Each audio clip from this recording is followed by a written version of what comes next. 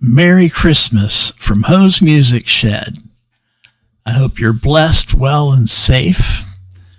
Today, I did some research and I looked into what the number one song was on each Christmas day going back to 1941, which was the year my Uncle Larry was born. And I have prepared a Spotify playlist.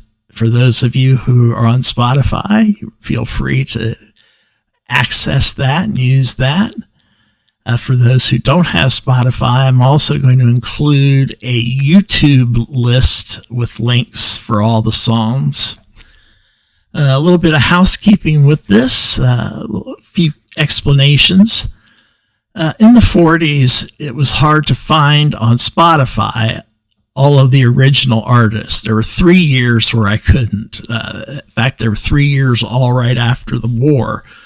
45, the number one song was by Sammy Kaye with vocals by Nancy Norman and Billy Williams. It was called Chicory Chick. I went with a version by Evelyn Knight, the Jesters, and Bob Haggart and his orchestra. So if you had Christmas song bingo and Bob Haggart, you can put the square down. You're well on your way to bingo. 46th year, that year the number one song was Swing and Sway with Sammy Kaye with vocals again by Billy Williams. A song called The Old Lamplighter. Couldn't get that one on Spotify, so I went with the version by Don Cornell and Charles Tobias. Fortunately, back then, sometimes songs would get recorded by multiple artists even in the same year, sometimes on the same label.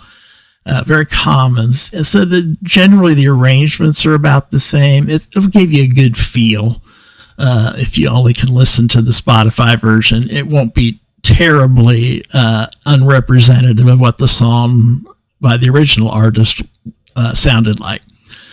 47 was the last conflict I had there. Number one song was Vaughn Monroe's Ballerina. I had to use Nat King Cole's version, which is, Nat King Cole has one of the smoothest voices ever. Got to 2020s.